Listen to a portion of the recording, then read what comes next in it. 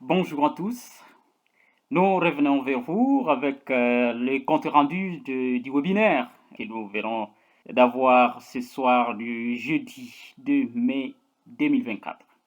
Ça portait sur un thème très intéressant, l'entrepreneuriat expliqué à la jeunesse africaine. Le thème a été abordé en deux parties. Premièrement, savoir pourquoi entreprendre en Afrique. Je vais donner la parole à celui qui a modéré le webinaire, qu'il puisse me donner une salutation et un mot d'encouragement pour que nous puissions faire le compte rendu rapidement. Merci beaucoup, Monsieur Samuel, même si il n'y a pas eu la présentation au début. Voilà, nous sommes en train de vous encourager, de vous remercier pour votre participation. Merci, ça a été pour nous un plaisir d'être avec vous. Nous vous aimons vraiment beaucoup et nous vous souhaitons plein de succès dans vos carrières, dans vos business. En tout cas, allez de l'avant. Merci beaucoup. Merci bien. Nous allons donc récapituler. Eh bien, pour ce qui concerne la première partie du webinaire, nous avons voulu comprendre pourquoi vraiment entreprendre. Et ça, c'est quelque chose qui est développé dans un livre intitulé L'entrepreneuriat expliqué à la jeunesse africaine. C'est un ouvrage pratique que vous pouvez commander chez Pan African Editions. Eh bien, le livre en soi est adressé à la jeunesse et vise le changement de leur mentalité au regard de l'entrepreneuriat. C'est un manuel révolutionnaire pour la jeunesse, bien entendu. Concernant les raisons que nous pouvons avancer, la première raison fondamentale, c'est que l'Afrique est le berceau de l'entrepreneuriat. La deuxième raison fondamentale, c'est que l'avenir du monde se joue en Afrique. Et la troisième raison fondamentale, c'est que l'Afrique a besoin de nous tous, et cela plus que jamais. La quatrième raison fondamentale, c'est que nous avons toutes les ressources nécessaires pour entreprendre.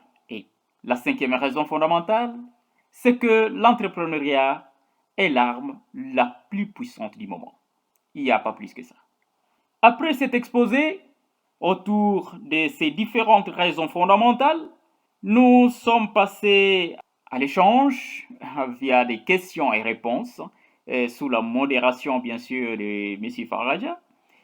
Les questions et réponses ont pris suffisamment du temps que prévu et ça a été vraiment une expérience enrichissante pour nous tous.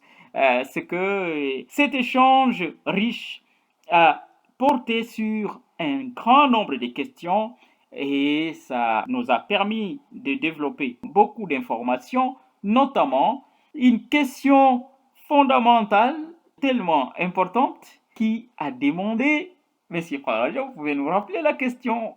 Merci beaucoup. C'était vraiment une très belle question. Les jeunes Africains peuvent-ils réussir à entreprendre sans avoir accès aux capitaux? Monsieur Samuel, j'ai beaucoup aimé votre réponse.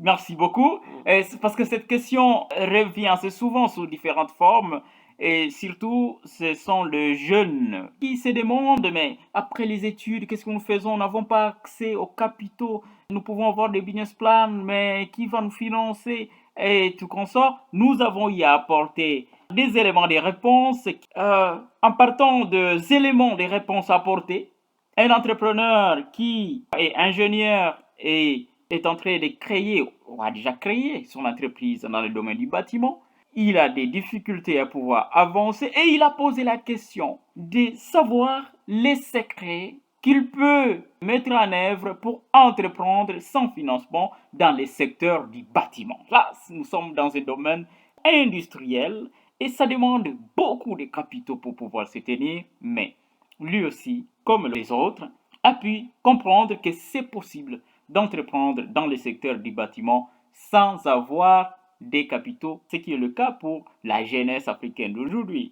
avec des idées innovantes, mais pas de capitaux. Encore que ce ne sont pas des capitaux qui créent le business. Nous avons insisté sur ce point. C'est le business qui crée ces capitaux ou ces fonds pour pouvoir développer l'entrepreneuriat.